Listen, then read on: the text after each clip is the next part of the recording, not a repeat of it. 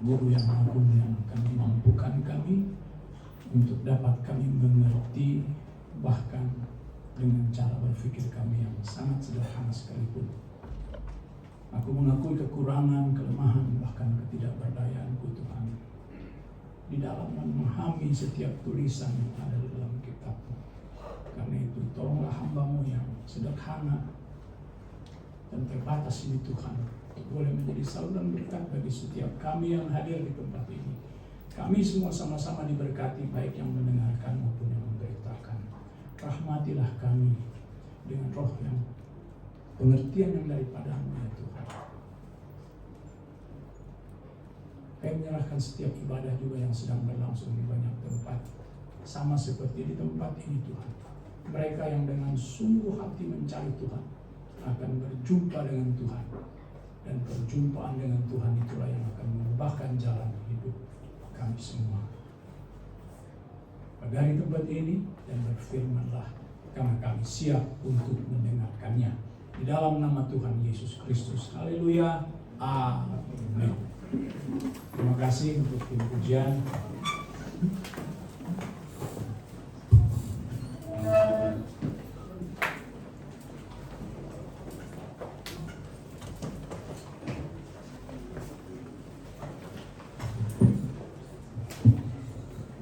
Baik, saudara-saudara yang dikasihi dalam Tuhan,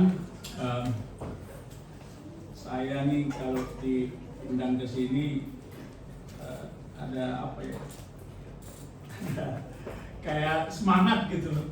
Padahal lumayan jauh dari rumah saya loh. Tapi semangat banget gitu ya.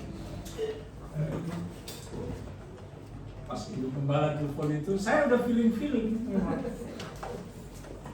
ya, oleh anugerah Tuhan saya beberapa minggu lalu ke ada mendoakan lah satu tempat di satu apa ya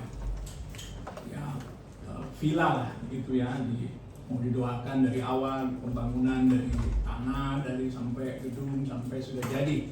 Nah, kemarin peresmiannya saya udah feeling kayaknya nih Gemi bakal telepon nih gitu. Ya tanggal 25 aja lah, udah begini kayaknya feeling gitu, beneran besoknya gitu ngabarin gitu. Ya terjadilah seperti sekarang ini ya, jadi ya anugerah Tuhan. Ya kiranya oleh rahmat Tuhan perjumpaan kita di sini bisa saling memberkati ya, kira-kira kayak gitu. Nah, saudara, saya mau mengajak kita untuk membuka satu kebenaran firman Tuhan yang terambil di dalam Mazmur. Mazmur ini udah sering banget ini. Mazmur 37. Mazmur 37. Mazmur pasal 37 kita baca ayat 1 sampai ayat 8. Kita baca dari judulnya lah ya. Mazmur pasal 37 ayat 1 sampai dengan ayat 8. 2, 3, ya. Ayo.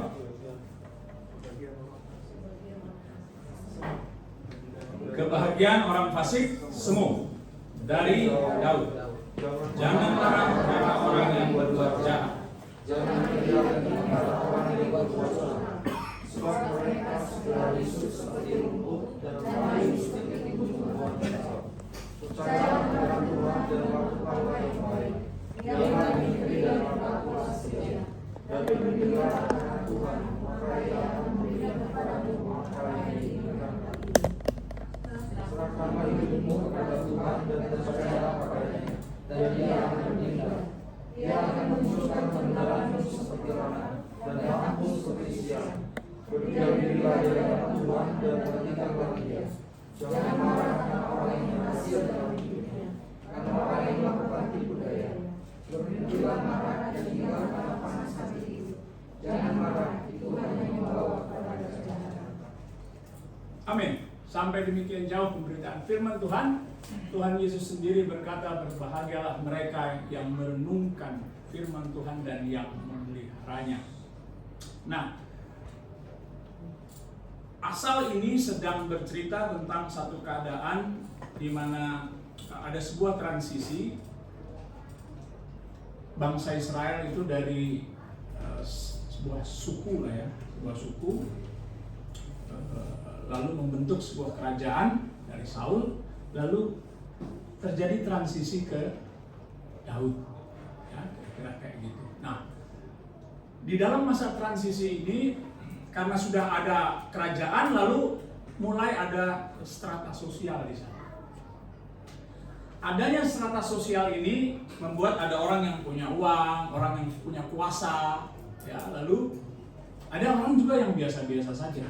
Maka pasal ini sebetulnya sedang menceritakan satu situasi di mana orang-orang yang termarginalkan itu mengalami peristiwa ketidakadilan, ya, ketidakadilan yang mengakibatkan sebagian orang marah, sebagian lagi iri. Nah, ini cerita tentang pasal ini.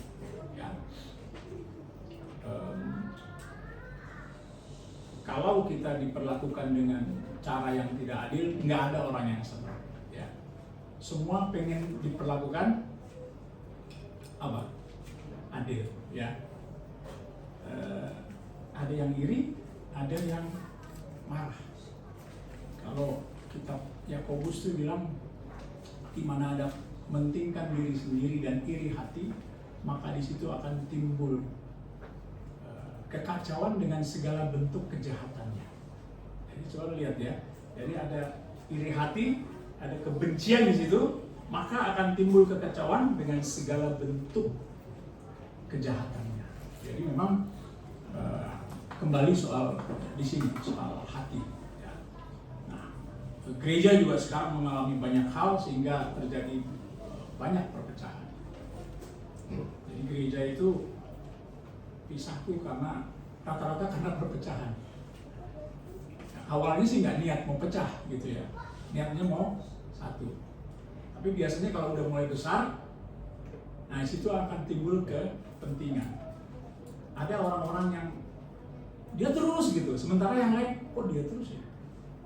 Aku juga kan punya kemampuan, gitu. Jadi sudah mulai ada iri, lalu yang satu merasa, ya lu kan belum pantas, saya yang berhak, gitu.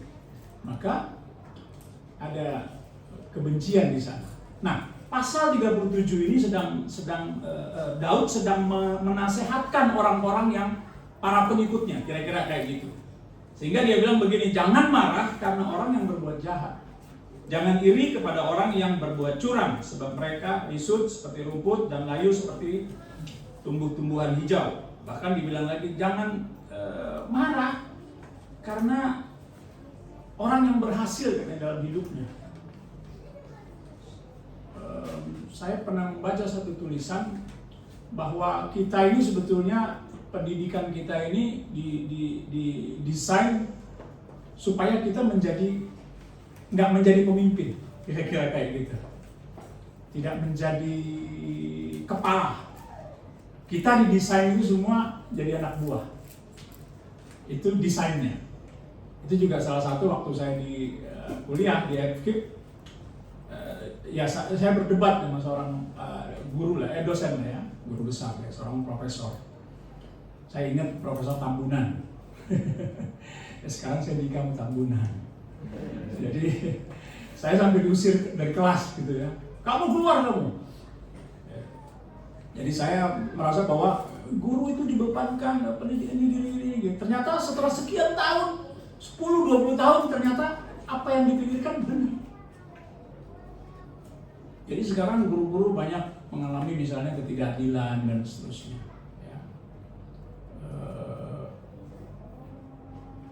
Itu menjadi persoalan yang krusial sekarang ini. Guru itu mengalami ketidakadilan, gajinya dipotong, gajinya kecil, dan seterusnya. Saya nggak kebetulan karena dari tim kami di Papua itu ada 500 guru. Guru kami karena di pedalaman. Ya puji Tuhan, kita berjuang untuk supaya tidak seperti itu. Saya bilang dengan pengurus, kita udah tahu apa yang sudah dialami dulu di lembaga yang sebelumnya.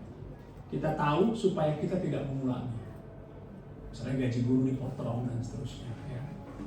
Itu gajinya 5 juta di sana, 5 juta lebih lah, sesuai dengan UMR. Tapi ada beberapa lembaga yang potong 1 juta, lumayan. Kalau 500 berarti 500 juta tiap bulan, nggak ngapa-ngapain gitu ya, uncang-uncang kaki aja gitu kan, masuk ke rekening dan seterusnya. Jadi kita tidak boleh melakukan itu karena itu peristiwa ketidakadilan. Bahkan kalau saudara-saudara baca misalnya di dalam 1 Korintus pasal 6, Rasul Paulus pernah mengatakan begini, janganlah engkau mencari keadilan dengan cara yang tidak adil, katanya.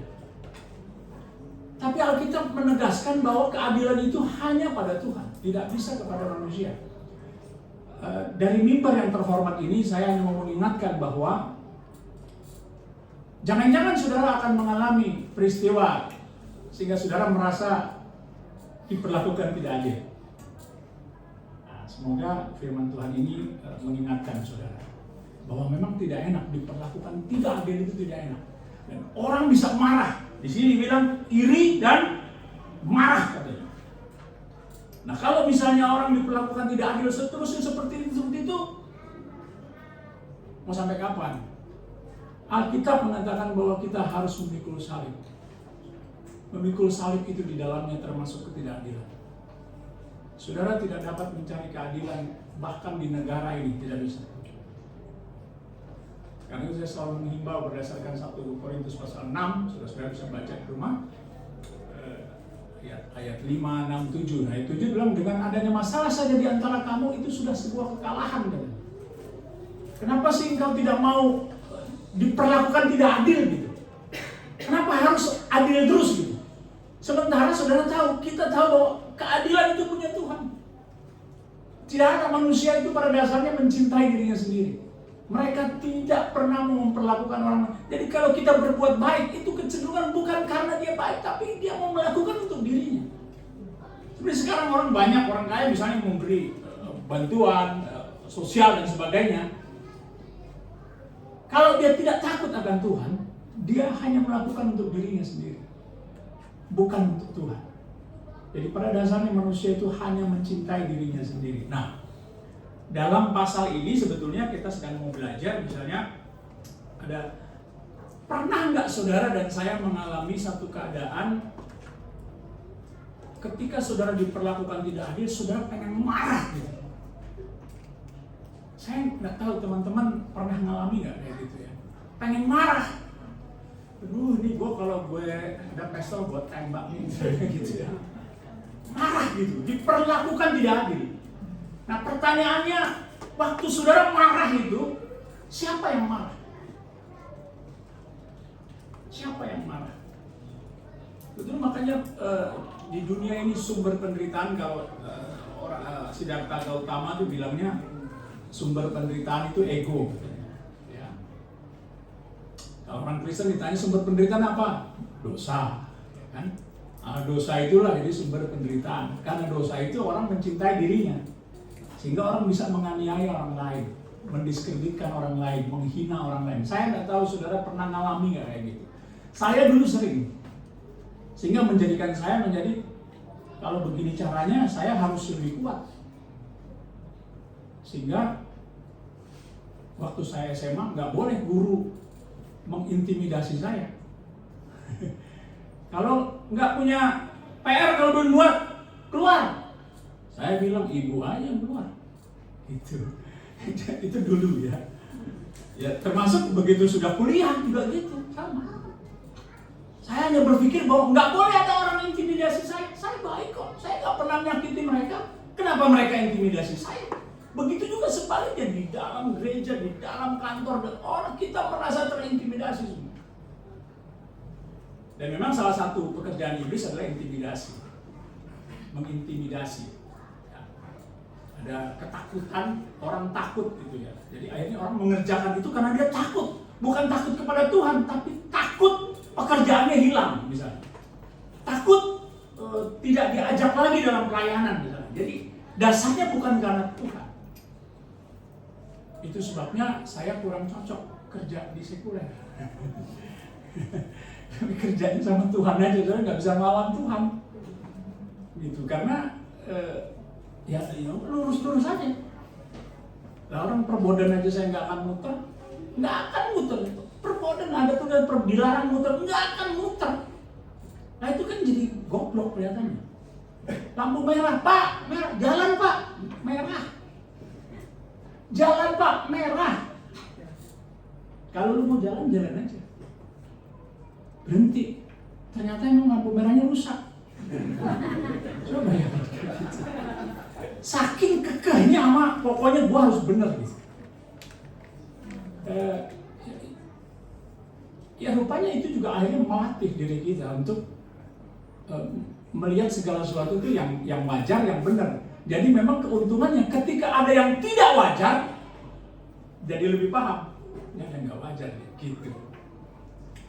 Ada sebuah film saya pernah nonton film, ada detektif, dia jago banget gitu ya. Dia selalu dapat gitu. Ternyata waktu ditanya, Anda bagaimana sih? Itu karena Anda sekolah apa? Anda pintar itu karena Anda sekolah? Bukan. Karena saya dilatih oleh bapak saya untuk melakukan segala sesuatu dengan benar, prosedural, dan melihat segala sesuatu dengan wajar. Misalnya lukisan itu.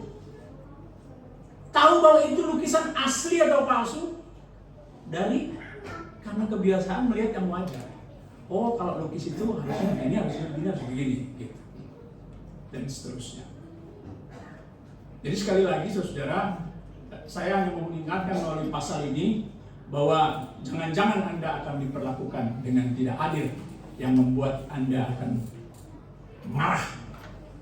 Ya, dari pasal ini kita mau belajar apa sih yang harus kita lakukan. Nah, ego menjadi pusat daripada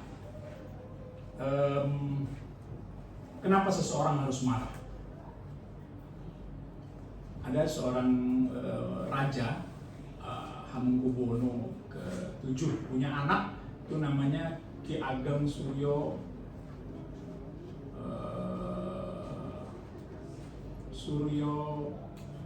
Mentaram, anak dari Pakubuwono ke-7. Dia mengajarkan bahwa kenapa kita mudah sekali marah. Ternyata karena dari kecil kita sudah dilabeli, misalnya contoh, kalau salaman pakai tangan kanan ya.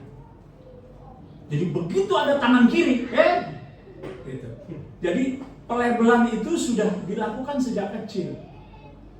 Bahwa orang Jawa itu kan ada pamali-pamalinya ya. Bener ya, ini banyak orang Jawa kan nih. Suka ada pamali, oh nggak boleh begini, nggak boleh begini, nggak boleh begini, dan seterusnya. Nah, ketika orang diremehkan, ditegur, orang bisa menjadi marah, dinasehati, nggak terima, lalu ngamuk. Pertanyaannya, siapakah yang terluka? Siapakah yang marah itu? Ternyata yang marah itu harga diri. Jadi bersyukurlah kalau Anda tidak punya harga diri. Anda tidak akan marah. Goblok kau. Siapa sing goblok? Siapa? Saya? Oh iya, terima kasih. Persoalan di dunia ini semua rata-rata karena marah, karena itu ada penjara. Pendeta pun bisa marah.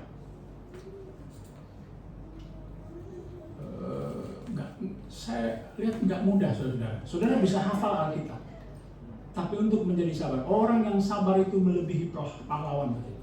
Kenapa? Karena pahlawan melawan orang lain, sabar melawan diri sendiri. Siapa yang bisa melawan diri sendiri? Karena itu Yesus itu mengajarkan berulang kali, pikulah salib.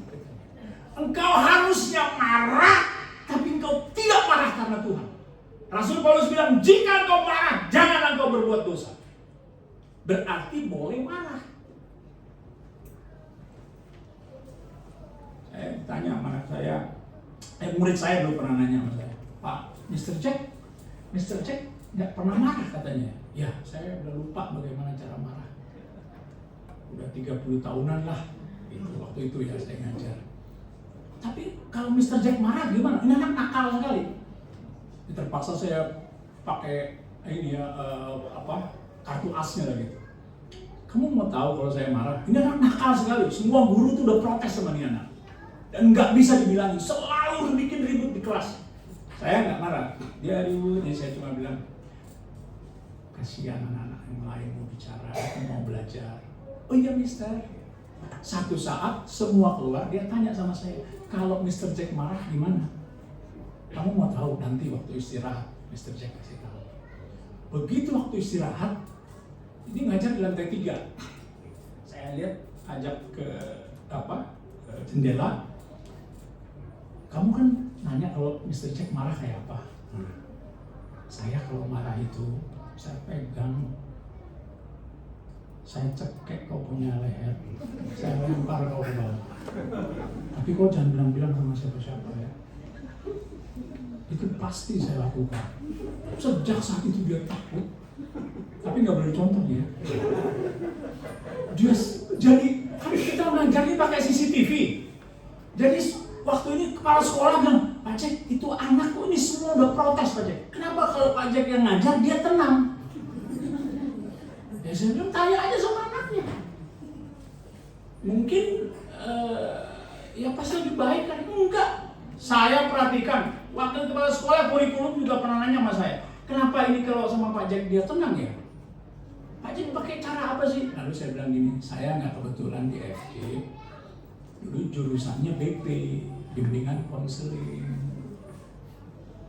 Jadi karena saya ngajar agama di situ kan, akhirnya oh pantas gitu. Akhirnya ketika ada kasus-kasus yang berat, saya dipanggil untuk bantuin di bidang konseling. Kayak gitu. Tapi intinya, saudara, bagaimana kita bisa mengelola yang marah itu? Saya nggak tahu, teman-teman, saudara-saudara, kok ada yang pernah marah nggak di sini? Baik-baik semua kelihatannya. Apa salah saya waktu tentang marah kali ya? Saya di rumah juga nggak marah. Sampai istri saya pernah bilang gini, Papa marah kek gitu. Aduh, kalau aku marah tak bakar rumah ini. Entah kita repot. Ya kalau marah tuh diem. Saya diem. Memang kalau marah diem. Nanti kita lihat. Diem. Kalau tanya, marah ya Pak?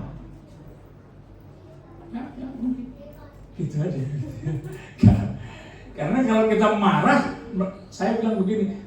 Lalu ketika ditanya, kenapa nggak marah? Saya bilang gini, pertama saya takut Tuhan, kedua saya takut polisi.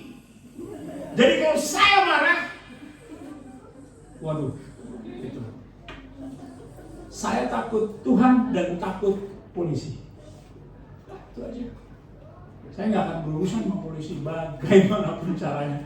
Pokoknya kalau udah, apalagi kalau ditilang lewat itu, apa salah? Iya, wes Pak. Tilang aja Pak. Ini STNK-nya gitu ya. Tilang aja.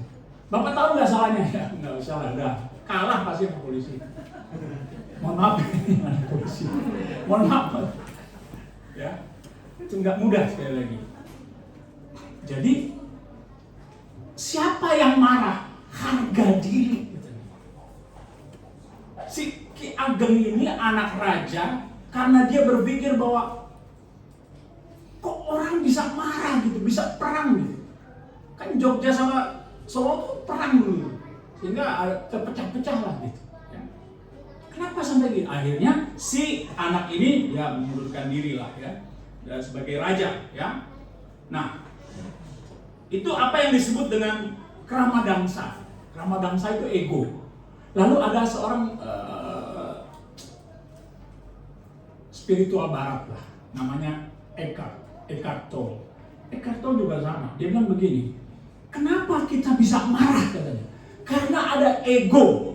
Ego yang dibandingkan dengan orang lain. Misal contoh, saya pendeta atau anak jenderal. Ada yang anak jenderal kan?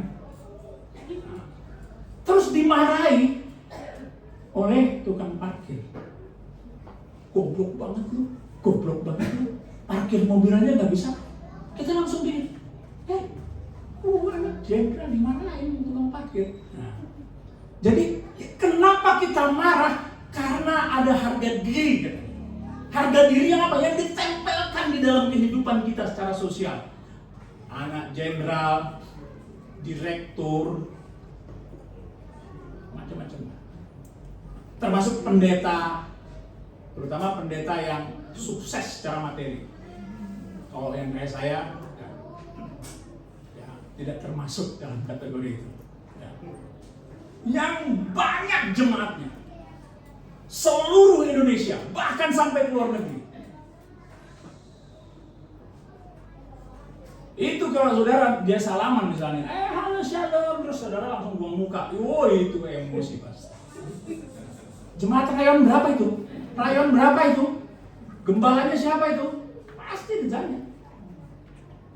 Jadi saya juga nggak kurang-kurang ketemu pendeta yang juga emang marah gitu. Ini nggak ada hubungannya dengan, karena itu barang itu sudah ada di dalam kita. Dari kecil misalnya, harus sama orang yang lebih tua harus hormat ya, harus sopan. Jadi kalau meskipun dia benar, yang tua itu salah, tetap kita harus sopan. Nah, itu udah kebiasaan dari kecil di label seperti itu, sehingga kita tidak berani mengatakan sesuatu yang benar dan berani mengambil risiko atas risiko itu, atas apa yang kita ambil. Nggak berani. Cobalah lihat saudara. Saya memang, istri saya pernah negur saya, papa itu kayaknya nggak senang sama orang kaya ya. Saya bilang enggak. Kamu kalau makin kaya, kamu juga makin nyebelin sih bilang. Percaya ya? Dan memang kejadian. Untung nggak ada orangnya. Gibah dikit. Yang bisa marah itu hanya orang kaya. Yang bisa punya maunya banyak itu orang kaya. Makanya saya kalau ngumpul sama teman-teman, mau kemana, mau makan apa? Saya sudah bilang, yang nggak punya duit, melu wae. Yang bisa ngatur cuma orang yang punya duit. Yang bayarin siapa? Sampean. Ya udah, sampean nentuin. Tenang pasti. Ini yang bikin ribut, kan yang punya ribut itu biasanya orang yang punya power ya, punya kuasa, maunya seperti itu. Saya punya teman begini. Jack, kalau saya naik pesawat itu harus bisnis, Jack. Kudu bisnis.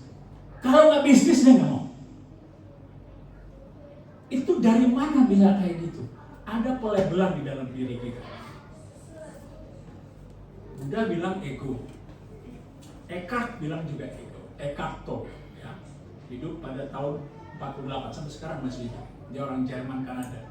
Itu seorang spiritualis, ya. Termasuk tadi Ki Ageng Suryoman teman. Hidup abad 19 ya, 1892 sampai dengan 1962 dia meninggal. Ini orang-orang yang menggeluti bagaimana supaya kenapa sih orang mesti marah. Ini mengatakan Daud sadar, bro jangan marah bro, jangan iri hati katanya. Itu kan soal sikap hati ya. Kita juga sering loh. Kadang-kadang kalau kita ngumpul nih, ya ada teman yang mungkin kadang-kadang maunya banyak. Tapi kalau yang kaya maunya banyak, orang nggak pusing. Tapi kalau udah kere maunya banyak, itu pasti dimarahin orang. Lu udah nggak punya duit, dibayarin terus, maunya banyak, pasti ribut. Tapi orang yang ada, bosnya dimarahin. Coba ya, itu kenapa bisa kayak gitu?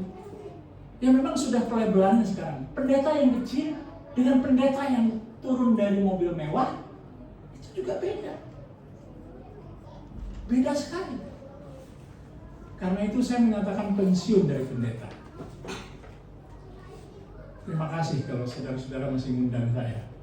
Karena saya mengambil keputusan untuk pensiun. Ya, melihat dunia persilatan yang sudah semakin enggak keruan gitu ya. Saya bilang saya menyatakan diri pensiun lah. Karena sekarang orang menjadi, dulu saya berpikir jadi pendeta itu sakral. Sekarang ini Anda punya duit dikit, Anda datang ke gereja, enggak lama pasti Anda ditawarin. Pasti. Karena itu saudara perlu dideteksi dari awal ketika baru datang. Kan di sini nggak pernah ditanya ada jemaat baru, ada nggak? Suka tanya. Saya sih beberapa kali datang sini nggak ada nanya, ada jemaat baru gitu. Ada gereja-gereja jemaat baru begitu, wah langsung. Di mana misi? Semua misi. Memang benar, itu salah satu cara. Tapi begitu Anda, wah ini perumahan elit ini, nanti kami kunjungi. Jadi gereja sudah seperti itu. Berbahagialah saudara seperti ini. Wes, setialah sampai Tuhan Yesus datang. Jadi doa saya saudara tetap seperti ini. Saya nggak tahu pendeta yang lain. Ya, makin besar saudara pasti akan pecah. Makin uangnya banyak, pasti saudara makin pecah. Cenderung pecah. Ya. Karena memang gereja itu harus pergilah. Kembali ke soal marah. Ya. Kenapa seorang bisa marah? Karena harga diri. Nah, ini otak manusia itu didesain begini. Ada namanya amigdala di sini. Nanti teman-teman boleh cek inilah ya, amigdala. Dia kerjanya itu cuma 3. Pertama, kalau ada cewek atau cowok ganteng, itu langsung melotot. Pendeta juga sama aja. Suami-suami yang katanya baik, sama aja melihat cewek cakep, pasti ada yang respon gitu kan, buang muka. Saya masih sesekali suka buang muka gitu. Kalau dulu kan dalam nama Yesus, dalam nama Yesus, dalam nama Yesus. Lama-lama kayak orang gila sendiri. Ya kalau sekarang udah tabah, gitu ya, tabah. Udah. Karena zaman sekarang kan memang udah, waduh. Nah, yang cantik, yang ganteng. Ada satu pendeta tuh, ganteng memang.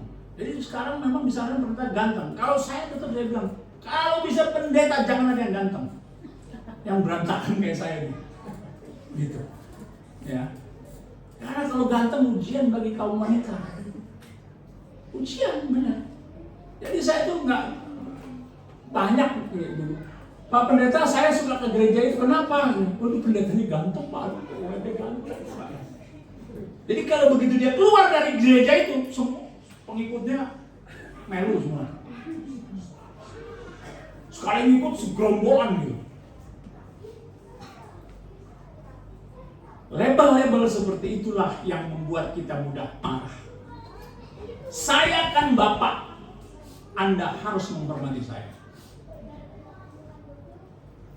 Kadang-kadang anak juga dipakai sama Tuhan buat memuji kita. Karena itu saya selalu mengatakan, sabarlah. Kalau saya bilang sabar itu menurut saya pantas. Karena saya tukang marah.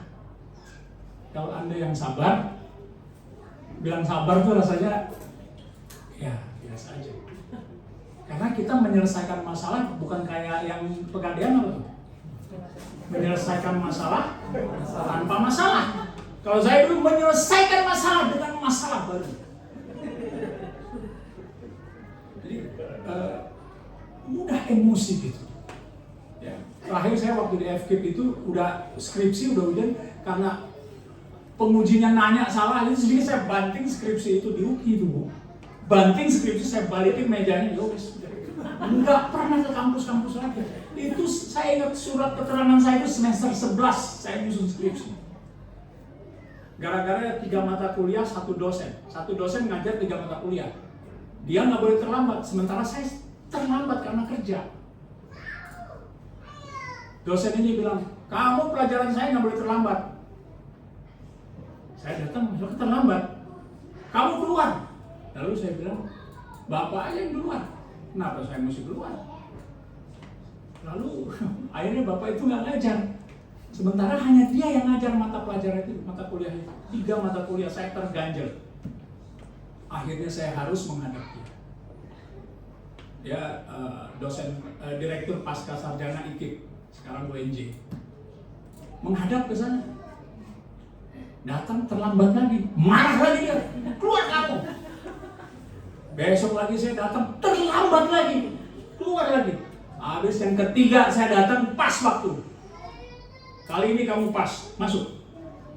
Bicara. Lalu selesai dia bilang, kamu itu sebetulnya pintar. Kamu itu sebetulnya ini. Tapi kok kamu tuh emosi sekali sih? Lalu akhirnya berdamailah kami. Saya dikasih C tanpa ujian.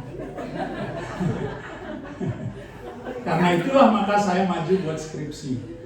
Tapi di ujungnya ya itu tadi skripsi dibanting ke mukanya, meja dibalikin, udah nggak datang lagi ke kampus sampai hari ini. Saya tidak menyandang gelar SPD. Ya, jadi kenapa tidak? Karena marah itu menggebu-gebu di dalam diri. Ada orang yang marah menang baik kan? Katanya kalau orang Jawa itu kan marah, katanya belangkonnya belakang. Awas lu marah orang Jawa. Gitu kan? Belangkonnya di belakang nih. Kan ada orang ngobrol kayak gitulah ya. Nah, pasal ini sedang mengatakan bahwa kemarahan itu seringkali dialami oleh orang-orang yang diperlakukan tidak adil. Tapi kalau saudara baca di dalam 1 Korintus pasal 6, Rasul Paulus bilang begini, mengapa engkau tidak mau diperlakukan tidak adil? Sebagai pengikut Kristus, Anda pasti akan diperlakukan tidak adil sama seperti Tuhan. Jadi kalau mau cari adil, cepat innalillahi wa inna ilaihi raji'un. Ketemu sama yang punya keadilan. Selama Anda masih di dunia ini, Anda akan diperlakukan dengan tidak adil. Mungkin oleh tetangga, mungkin oleh Pak RT, mungkin oleh pengerja di gereja, bahkan mungkin juga oleh pendeta. Ya, jadi siap-siap saudara bagaimana mengelola emosi ini. Karena kalau saudara baca di sini, berhentilah marah katanya. Ayat 8, berhentilah marah dan tinggalkanlah panas hati itu. Jangan marah, itu hanya membawa kepada kejahatan. Kata jangan marah diulangi 3 kali di sini. Berhentilah marah diulangi 2 kali. Jadi 3 kali dalam 1-8 ini ada 3 kali disebutkan jangan marah. Itu hanya membawa kepada kejahatan. Orang yang marah misalnya, saudara sama seseorang di gereja inilah, shalom. Shalom, ya shalom, shalom. Itu karena saudara marah tapi tidak bisa melampiaskan. Karena itu cerdaslah. Emosi saudara kan seperti sampah ya. Kita ini seperti sampah. Tiap hari macet kesel, macet diserempet orang mepet lagi. Halo apa ini? Terus sampah sepanjang hari sampai kantor dimarahin sama bos. Kerjaan numpuk, pulang ke rumah, Pak. Bayar listrik, udah takut-takut, pusing. Kalau saudara nggak bisa mengeluarkan itu, saudara pasti satu saat akan meledak. Pasti. Karena itu cerdaslah. Sama seperti rumah. Sampah itu harus dibuang. Besok ada lagi. Sama seperti kita. Ini nih isinya, ini sama ini isinya sampah. Saudara terima, simpen. Diperlakukan tidak enak, simpen. Semua disimpan. Suami merasa kurang dihargai, disimpan. Istri gua kok kurang dihargai ya, kurang menghargai saya ya. Kenapa Mbak di warung itu kok memakan? Bapak mau makan apa? Gitu ya. Rasanya kayaknya adem gitu ya. Makanya kafe itu banyak sekarang. Kaum bapak itu senang di sana. Yang jualan muda-muda, terus ditanya, Bapak mau minum apa? Bagaimana Pak, enak ya? Begitu sampai rumah, aduh, ya, ditanya mau minum kopi aja enggak? Gitu. Ma bikin kopi, bikin aja sendiri, punya kaki, punya tangan, begitu kayak gitu ya. Itu masuk ke sini jadi sampah, harus dilupakan. Karena itu, bagaimana sih caranya saudara dan saya bisa menghadapi satu keadaan di mana saudara diperlakukan tidak adil? Ini lagi-lagi saya mengajaknya apa ya? Merdeka dari ego. Ego ini kita harus pikul itu setiap hari, itu susahnya. Saudara sekali lagi bisa hafal Alkitab. Saudara bisa berkhotbah seperti saya. Mungkin. Tapi melakukan hal yang seperti ini kita lalai. Mudah marah, mudah kata-kata yang nggak enak gitu sama orang. Atau sama anak, kita mudah sekali melakukan yang tidak enak. Saya sampai pada kesimpulan menghafal Alkitab, belajar Alkitab itu menurut saya nggak sulit. Yang sulit itu menerapkannya. Ketika saudara harus mengampuni orang lain, itu tidak mudah. Anda diskreditkan, terus firman Tuhan waktu baca, hendaklah engkau mengampuni gitu. Gimana gitu mau? Atau ngadepin orang yang ngutang terus nggak bayar-bayar misalnya. Juga kan, makanya ada debt collector. Saya dulu nagih pernah di sini, Kebun Jeruk ini. Nagih mobilnya kita tarik. Ditarik, Bu bayar nggak? Lalu ini ibu-ibu nih, tunggu suami saya, ditunggu suami lo nggak pernah mau bayar. Lu naik mobil, naiklah mobil. Sampai di jalan tol kita nyanyi lagu rohani, dia juga nyanyi lagu rohani coba ya. Sama-sama orang Kristen. Coba gimana gitu, kita udah marah gitu ya. Lu tagih mana? Bayar. Kadang-kadang orang yang berhutang itu jauh lebih jahat, lebih galak dari orang yang memberi hutang. Dan karena itu saran saya, jangan pernah menghutangi. Jangan pernah. Kalau ada orang bantu dong, gua mau pinjam 1 juta, bantu aja 300.000. Sorry bro, gua nggak bisa minjemin. Ini ada 300.000, nggak usah ngutang. Kalau Anda tidak bisa menolong, paling tidak hiburlah dia. Tapi ada orang nanya, lu untuk apa sih? Berapa? 1 juta, untuk apa? Ini anak gua begini, namanya begini. Bagaimana bayarnya? Begini, begini, ujungnya belakang, gua nggak punya duit. Itu kira-kira orang kayak begitu saya enaknya diapain? Tadi interogasi kita kan waktu orang nanya-nanya kita ada harapan loh. Untuk orang itu mau minjemin kali. Lalu kita kita sembunyiin sampai kita open semua. Sesudah open dia bilang, maaf gue nggak punya duit. Lalu udah tahu semua. Bagaimana kita tidak emosi?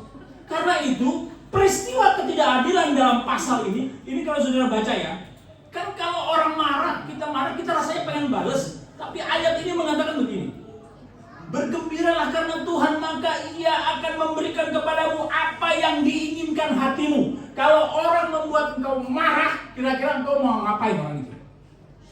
Mau diapain? Ayo, mau diapain? Kalau ada orang memperlakukan saudara tidak adil, ya suami saudara deh.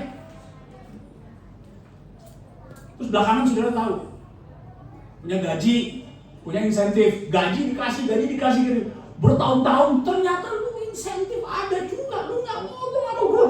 Insentif lu kemana? Nah, timbul pertanyaan. Mulai, kalau udah nanya begitu orang udah pasti ribut. Nah, pasal ini sudah bergembira karena Tuhan. Kita pasti rasanya pengen balas, padahal ayat ini maksudnya bukan itu. Bagaimana caranya kita bisa menghadapi supaya kita tidak marah? Yang pertama itu begini kan.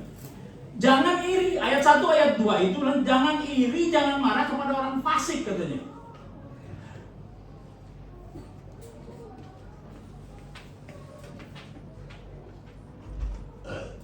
Dan itu narasi itu sebagai sebuah perintah bahwa kita jangan marah, jangan iri. Apapun yang orang lain perlakukan buat kita, sekali lagi tenangkan itu. Tadi saya sudah katakan, amigdala itu di otak kita ini, cara kerjanya cuma 3. 1, yang cakep, yang ganteng. Yang kedua, makanan enak. Ini 2 ini untuk reproduksi. Yang ketiga, untuk juga mempertahankan hidup. Yang kedua, makan enak. Yang ketiga, karena ada ancaman. Langsung amigdala itu proses itu cepat. Sementara di sini ada namanya prefrontal cortex. Dialah yang logika yang kita kenal itu diuji. Jadi ini udah langsung cepat reaksinya deh. Kalau misalnya kita bawaannya misalnya mau balas gitu. Nah itu amigdala. Karena itu kalau kita belajar misalnya dari apalah teman-teman di Stoic, tadi Eckhart itu ya, dia bilang kasih jeda. Bagaimana caranya? Ayat ini sudah mengatakan berdiam dirilah di hadapan Tuhan dan nantikanlah. Itu jeda. Jadi kalau ada orang bilang begini, senangnya soal Bapak jadi soal setia loh. Iya. Anda itu tidak setia, nggak sesuai sama nama Anda. Anda tidak setia. Saya lihat Anda kemarin sama perempuan cantik, lebih cantik dari istrimu. Bisa emosi toh? Emosi nggak? Lah orang nggak tahu apa-apa, ini kenapa sih? Bisa emosi kan? Ada yang ngeprank kayak gitu, tapi tiba-tiba bisa emosi. Orang yang sabar seperti ini, biarpun ngomong Jawa, ya kan? Bisa emosi. Lah kalau orang Ambon marah ya wajar. Jadi kalau marah-marah ya nggak apa-apa. Istrinya orang Ambon, ya kan? Kalau orang Jawa kok marah-marah? Karena terkenal orang Jawa itu kalem gitu ya. Bisa marah karena tadi.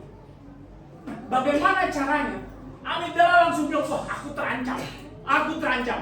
Maka aku harus mempertahankan diri. Di depan ini prefrontal cortex ini salah satu kemampuannya attention, memperhatikan. Nggak ada orang memperhatikan gini.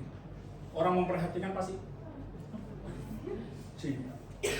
memperhatikan. Yang kedua, prefrontal cortex itu punya kemampuan untuk bisa mengelola impuls. Impuls itu adalah pengambilan keputusan yang mendadak.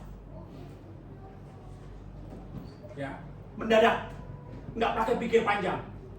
Lagi banyak utang, mau bayar ini, tiba-tiba di kantor bilang, Bu, lumayan nih ada kelebihan. Nggak pikir panjang lagi, ambil. Nggak tahu itu jebakan. Terus pakai doa lagi, terima kasih Tuhan sudah bekerja melalui banyak orang. Ya, nggak tahu itu banyak koruptor ketangkep itu kayak gitu.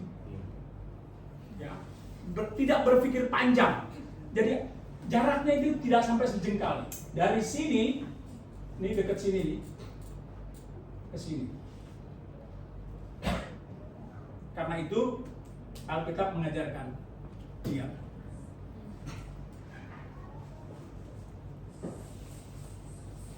Berdiam dirilah di hadapan Tuhan dan nantikanlah. Jadi diam itu artinya saudara tidak bergerak. Jadi kalau ada saudara dihina oleh orang, kau brengsek misalnya, hal yang paling ini adalah berdiam. Kalau Eckhart Tolle ini mengajarkan begini, lihat aja. Jadi kalau misalnya ada orang yang menghina saudara atau memperlakukan saudara dengan tidak adil, berikan jeda sedikit. Ini ayat ini di Alkitab polanya itu. Bagaimana saudara bisa mengatasi? Saudara pengen marah, di sini dibilang amigdala itu modelnya kayak gini. Pokoknya kalau ada orang gua tegur nggak jawab, sampai 7 turunan gua nggak akan tegur. Itu masuk ke alam bawah sadar. Dan itu berulang-ulang. Jadi kalau ada orang saudara tegur, lalu dia tidak, karena alasan tertentu dia tidak menjawab saudara akan marah. Karena itu sudah ada di dalam diri saudara. Nah itu jaraknya cuma dikit. Di sini mengujinya. Karena itu saya setuju dengan Daud mengajarkan, ujilah aku Tuhan, ciliklah aku Tuhan. Ya, jadi mau diuji, ada jeda. Diam katanya, berdiam dirilah di hadapan Tuhan dan nantikanlah. Bagaimana saudara bisa mengatasi rasa marah? Yang pertama tadi, satu pelajaran yang penting, jangan marah kepada orang yang fasik, karena mereka berhasil dengan cara yang tidak baik, ya. Mereka korupsi, mereka bisa kaya, mereka memeras orang lain, dan mereka bisa menikmati segala yang baik. Yang kedua katanya, bergembira dalam Tuhan, bukan dalam status. Kenapa saudara bisa marah? Karena status. Coba lihat Yesus dihina, dia tidak merasa, dia tidak marah. Kenapa? Karena dia menjauhi status. Bayangkan kalau saya, cobalah lihat saudara deh. Kalau statusnya sudah misalnya naik di kerjaan, naik terus jadi direktur misalnya di satu perusahaan yang besar, itu egonya itu akan muncul. Karena ego itu akan meminta untuk dihormati itu tadi.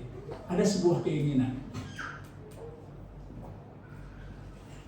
Nah, label-label sosial, jenderal, presiden, lurah, kepala desa, pendeta, penatua, itu semua label-label yang sangat mungkin saudara bisa marah ketika hal itu disentuh. Emang kamu siapa? Saya kan penatua di sini. Coba lihat. Kenapa saudara marah? Karena penatua itu menuntut. Bagaimana supaya saudara tidak marah? Kalau teman-teman di Buddha itu kosongkan gitu. Sesuatu yang melekat pada dirimu kosongkan, lepaskan. Kalau Yesus dalam Lukas pasal 14, ya, barang siapa yang tidak melepaskan diri dari segala miliknya, maka dia tidak dapat menjadi muridku. Jadi bagaimana supaya saudara tidak marah? Lepaskan semua atribut dalam dirimu, terutama atribut sosial. Gak usah marah. Itu cara yang paling. Berdiam dirilah, berikan jeda. Ketika orang berikan jeda. Amigdala langsung frontal. Tapi di sini logika ini dia kalau saya pukul nanti, kalau saya begini, nanti saya urusan sama polisi, jadi panjang, jadi ini, muji dia. Tapi kalau di sini udah perintahkan karena menyangkut tidak aman. Begitu orang diserang, dia rasa tidak aman, ini hormon ini langsung kortisol langsung, wah penuh. Ketika di sini tertutup, logika saudara turun, maka orang bisa menjadi emosi. Sehebat apapun namanya pendeta itu nggak boleh marah. nggak enak. Sehebat apapun Pak, Ibu penatua ini, bagaimana demonstrasikan saja, saudara sabar. Maka saudara pantas dan layak menyandang gelar-gelar rohani. Sebab kalau tidak, saudara, kita sedang membohongi diri sendiri. Ya, jadi kita yang menyandang gelar, terutama yang pakai stola, itu nggak gampang. Nanti lambang hamba kan, lambang hamba. Aku hanyalah hamba. Aku hamba. Hamba itu nggak punya hak. Kenapa orang ribut? Karena haknya itu tidak diperhitungkan oleh orang lain, maka dia marah. Tapi Yesus bilang, lepaskan semua. Maka saudara menjadi orang yang tenang dalam hidup. Mau apa kayak, mau harga minyak naik kayak, mau bensin naik kayak, mau bawang naik kayak, mau apa, saudara percaya bahwa Tuhan pasti pelihara hidupku. Selesai. Saudara nggak perlu marah dengan pemerintah. Saudara nggak perlu marah dengan Menteri ESDM. Siapa sih Menteri ESDM itu yang ngurusin migas-migas itu? Bahlillah. Kan banyak disumpahin orang kan? Goblok banget. Lah, Iran perang kok. Emangnya gampang ngurusin perang? Sekarang nggak naik. Pertalite tetap naik karena saya pemakai Pertalite. Haleluya.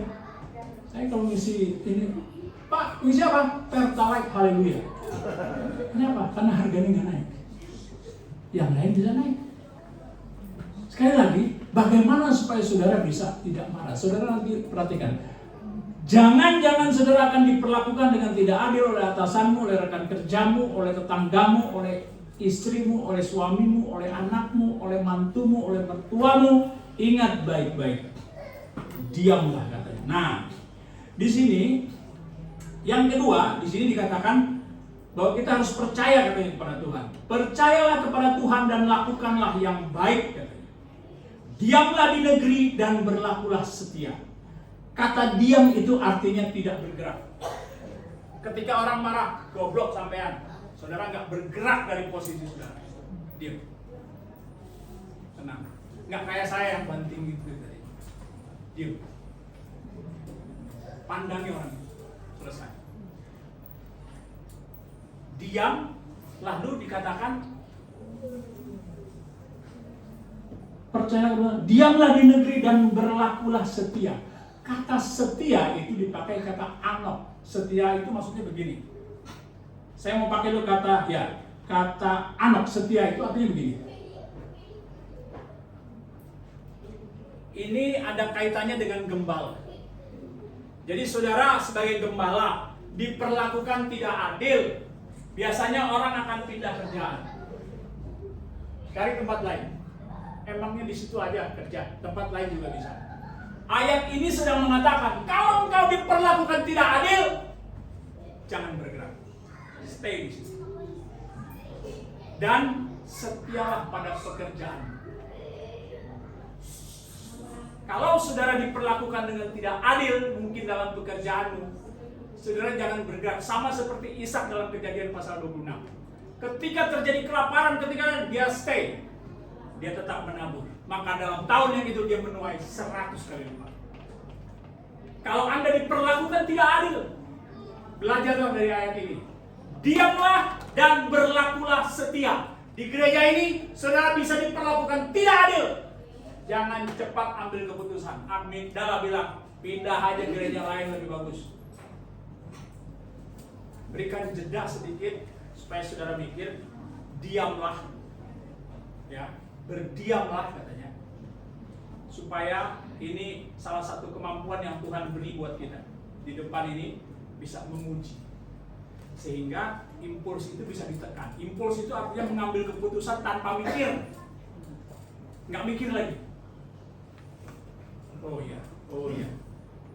Aku diperlakukan tidak adil, terima kasih. Ada orang yang tidak enak, diam. Berikan jeda. Maka saudara akan terhindar dari perbuatan yang jahat. Lalu di sini bilang, bergembiralah karena Tuhan. Kata bergembira itu dalam terjemahan aslinya menjadi lembutlah. Jadi gini. Contoh aja ya. Ini Tuhan. Contoh ya. Contoh, ini Tuhan. Saudara semakin dekat dengan Tuhan, saudara semakin senang dengan Tuhan, menikmati Tuhan, dan saudara menjadi bergairah di dalam Tuhan. Ketika saudara diperlakukan dengan tidak adil, maka menjadi lembutlah. Artinya apa? Kenapa saudara tidak membalas? Karena saudara sudah asik dengan Tuhan. Kalau orang sudah asik dengan Tuhan, tidak ada satu persoalan yang bisa menyentuh hatimu. Tidak ada. Karena persoalannya di sini. Kalau stoikisme mengajarkan tuh, ini kita nih. Kalau orang melakukan sesuatu yang tidak enak, bukan keadaan itu yang membuat engkau marah, tapi persepsimu yang membuat engkau marah. Karena itu, berubahlah melalui pembaharuan budimu katanya. Supaya apa? Sudut pandangmu berubah. Kalau ada orang shalom, dia buang muka. Oh mungkin lagi buru-buru. Sudut pandangnya berubah. Kalau kita mudah terpancing, ya dikacangin gue. Ada kayak gitu kan? Mau salaman gitu kan? Pernah nggak saudara lagi papasan sama orang, saudara senyum, dia nggak senyum? Ya dikacangin gue. Kayak gitu kan? Awas, ntar pokoknya besok gua akan balas. Nah, itu. Kenapa saudara mau melakukan itu? Karena ada pelabelan di dalam diri. Pada bagian lain, kosongkanlah dirimu. Pada bagian lain, lepaskanlah segala milikmu. Apa yang menjadi milikmu? Harga dirimu. Kosongkan. Lepaskan itu. Maka Anda menjadi orang yang happy. Saya sampai hari ini, kalau dibilang nggak ada, pendeta nggak punya uang katanya. Lah orang saya happy. Mau apa? Saya bilang begini, Anda banyak uang, banyak kebutuhan. Saya uangnya sedikit, kebutuhan nggak ada. Banyak mana? Banyak kan saya. Lah orang saya nggak ada keinginan. Orang mau punya handphone? Enggak. Saya handphone ini cukup, saya pakai sampai innalillahi wa inna ilaihi raji'un. Selesai. Pada waktunya Tuhan akan ganti. Saudara, saya pas ke Papua kemarin, handphone saya udah rusak memang. Udah ininya. Tapi memang pokoknya saya akan pakai ini sampai dia mati. Ganti aja deh Pak, kata istri saya. Loh, kalau Anda mau lihat orang setia kepada pasangannya, lihat bagaimana dia memperlakukan barangnya.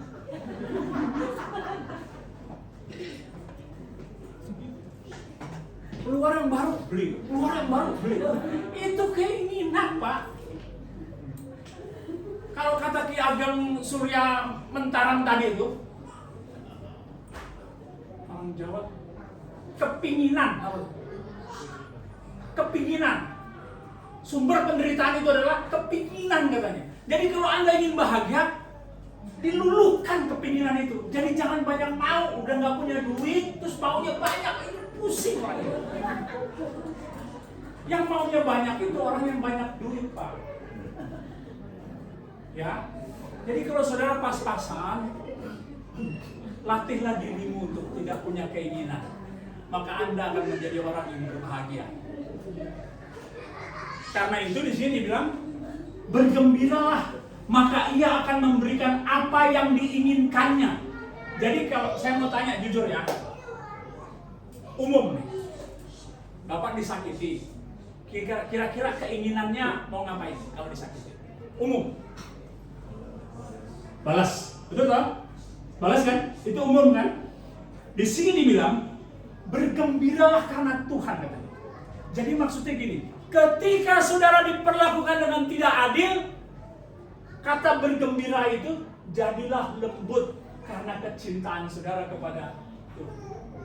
Saudara sudah asik dengan Tuhan, jadi nggak ada lagi persoalan yang bisa nyentuh hati, nggak ada. Karena sudah asik dengan Tuhan. Itu yang dimaksud kata gembira. Dalam terjemahan asli pakai kata anak, pakai G, anak. Jadi bergembiralah karena Tuhan, maka Dia akan memberikan apa yang diinginkannya. Nah, berarti yang diinginkannya apa? Balas? Tidak. Yang diinginkannya atau keinginannya adalah sesuatu yang selaras dengan Tuhan. Saudara sudah asik dengan Tuhan. Ada orang yang menyakiti saudara, maka keinginan Tuhan ampunilah.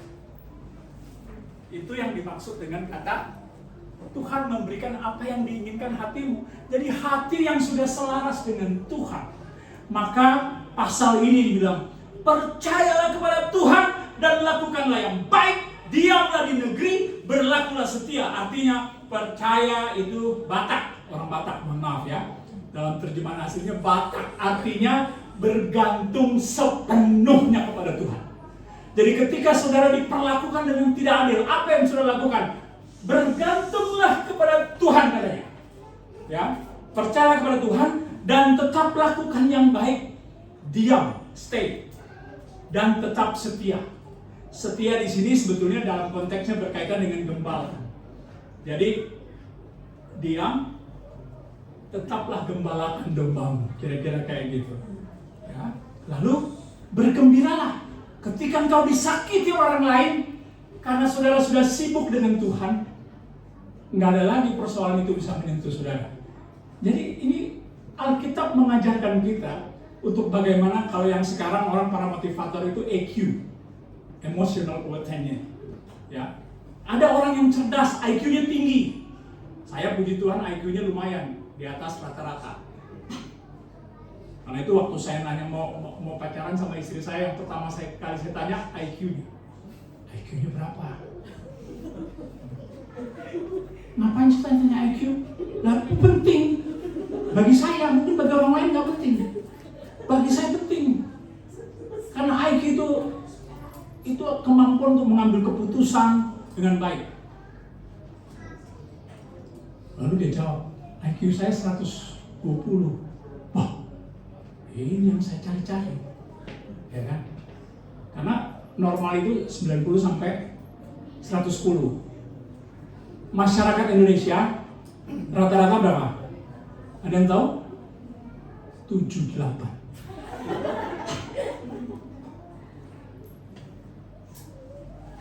Rata-rata Indonesia sekarang jauh di bawah Vietnam, jauh di bawah Filipina, 78. Jadi bagaimana Anda mau memarahi orang yang IQ-nya di bawah 78? Ya nggak bisa. Anda turun kelas. Turun kelas. Jadi kalau bahasa-bahasa orang jalanan tuh kan, ya ngapain orang goblok diurusin? Ya kan, goblok mau dikasih kebenaran juga susah menerimanya. Di bawah IQ-nya. Dan itu rata-rata loh, 78. Saudara boleh googling Indonesia sekarang. Karena itu dia khotbah setengah mampus juga. Itu susah ngertinya. Saya ini sekarang lagi yakinin saudara, moga-moga saudara tidak bawah 78, tidak bawah 80. Supaya saudara bisa mudah memahami. Karena ayat ini nggak mudah untuk bisa menjelaskannya. Karena berusaha untuk cari bahasa, katanya apa sih, supaya. Jadi bagaimana caranya supaya saudara tidak marah katanya. Ini 3 kata penting. Saya penutuplah, kalau enggak ntar sampai jam 9. Pertama percaya tadi. Percayalah. Lalu yang kedua, serahkanlah. Dan yang ketiga, nantikanlah. Kalau saudara diperlakukan dengan tidak adil, saran firman Tuhan tadi, berdiam dirilah. Diam, tidak bergerak. Orang marah-marahin saudara, wah, diam. Tapi ada orang yang cerewet itu kan, kalau udah marah, ngomong. Ya mau ngomong apa kek, ngomong lagi, udah emosi gitu kan. Makanya Alkitab bilang itu lebih baik tinggal di suatu rumah daripada dengan perempuan yang cerewet katanya. Ada tuh perempuan yang cerewet, pernah saking cerewetnya, suami udah kesel mau bikin apa, bagaimana nggak bisa, pakai ayat nggak bisa, pakai nasihat nggak bisa, panggil pendeta nggak bisa. Satu saat dia bilang gini, Mama, mari kita ke toko emas, saya mau belikan emas. Harga emas tinggi Papa, tidak masalah. Saya akan belikan kamu emas hari ini. Pergilah ke toko emas. Pulang dari toko emas, lalu dia sampai ke rumah. Diajak, saking senangnya istrinya kan. Mama, kita lihat ke belakang dulu, di kebun belakang. Di belakang ada sumur. Lalu, mari kita lihat Mama. Begitu istri yang lihat begini kan, sambil senang-senang didorong sama suami. Dorong, masuk. Ini dalam 20 meter. Masuk ke dalam. Lalu suaminya saking senang-senangnya dia bilang, waduh, aku bebas, ya kan? Aku bebas dari istriku yang cerewet katanya. Karena Alkitab berkata lebih baik tinggal di suatu rumah daripada tinggal dengan perempuan yang cerewet. Itu kata Amsal ya, bukan kata saya ya, kata Amsal. Lalu saking suaminya udah senang-senang, tidak lama kemudian dari dalam sumur keluar. Wah, hitam besar kayak sapu, hitam besar. Wow. Loh, Anda siapa? Saya jin penunggu katanya. Saya jin penunggu sumur ini katanya. Itu ada perempuan cerewet banget sampai jin pun nggak tahan di situ keluar dari sumur. Saya udah 500 tahun di sumur itu, masuklah si butet ke dalam. Jadi ini peringatan buat saudara-saudara, jangan cerewet, laki-laki suami nggak tahan di rumah ya. Jadi kalau suami diam, ya itulah berarti dia sedang mengikuti Alkitab. Berdiam dirilah, nantikanlah Tuhan, biarkan Tuhan yang balas, kira-kira kayak begitu ya. Nah, jadi nasihat firman Tuhan buat kita hari ini. Percayalah, serahkanlah, lalu nantikanlah. Jangan-jangan saudara akan mengalami peristiwa yang dimana saudara merasakan ketidakadilan dalam waktu dekat ini. Kalau saudara mengalami hal seperti itu, ingatlah pada hari ini firman Tuhan mengingatkan kita. Jangan marah kalau engkau diperlakukan dengan tidak adil. Jangan iri hati sama orang-orang yang curang sehingga mereka dapat jabatan yang bagus, mereka menikmati kekayaan dan seterusnya. Ya, gereja-gereja semakin besar karena ngambilin jemaat-jemaat, ya, dijemput-jemputin, dikasih makan, dikasih ongkos dan seterusnya. Ya, jangan saudara kecewa, tapi belajarlah dari firman Tuhan ini. Jangan iri kepada orang-orang yang fasik yang berbuat jahat, lalu dikatakan bergembiralah dalam Tuhan, bukan dalam status, dan yang terakhir serahkanlah jalanmu kepada Tuhan, maka dia akan bertindak. Ayat 5 sampai dengan ayat 8. Jadi 3 perkara penting tadi. Kalau saudara diperlakukan dengan tidak adil, yang pertama saudara jangan balas tadi ya, melainkan percayalah kepada Tuhan dan tetap lakukan yang baik. Dan yang kedua, serahkanlah hidupmu kepada Tuhan. Dan yang ketiga, nantikanlah Tuhan. Ya, selamat berjuang dalam pertandingan iman yang diwajibkan bagi kita. Tetaplah menjadi orang yang setia kepada Tuhan, karena keadaan tidak semakin baik. Sekali lagi, keadaan tidak semakin baik. Dunia ini tidak semakin baik. Bergembiralah tadi artinya saudara menemukan kesenangan ketika saudara bergaul dengan Tuhan. Ketika saudara sudah bergaul dengan Tuhan dan mendapati kesenangan di sana, maka tidak ada satu persoalan pun yang akan menyentuh hati saudara dan pikiran saudara. Sekali lagi, selamat berjuang dalam pertandingan iman yang diwajibkan bagi kita. Setialah kepada Tuhan. Amin. Mari kita berdoa. Kami bersyukur Bapa untuk firman-Mu yang kembali mengingatkan kami bahwa sebagai orang yang percaya kadangkala kami diperlakukan dengan tidak adil. Kadangkala kami melihat sekeliling kami Tuhan, orang-orang fasik yang berhasil melalui perbuatan yang curang. Mereka mendapatkan jabatan, mereka mendapatkan kekayaan. Tolong kami ya Tuhan, agar kami berani Tuhan mengambil keputusan untuk tetap percaya kepada Tuhan dalam segala apapun keadaan kami. Dan mampukan kami Tuhan untuk berani menyerahkan setiap persoalan yang kami alami dalam hidup kami kepada Tuhan yang mempunyai kerajaan ini. Dan mampukan kami dengan sabar untuk menantikan Tuhan. Terima kasih ya Tuhan. Ketika kami bergembira karena Tuhan, maka Engkau akan bertindak. Ketika kami menyerahkan segala persoalan kami kepada Tuhan, maka Tuhan akan bertindak.